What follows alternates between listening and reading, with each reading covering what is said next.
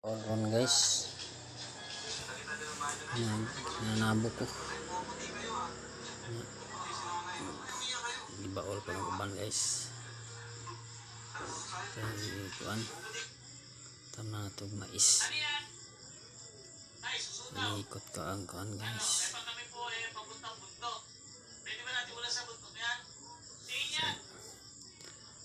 Ay, gutom karon. Sunod adlaw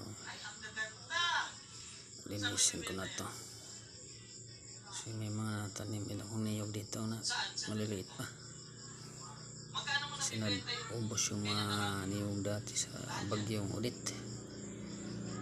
Yes, puntahan ko na yung irrigation dito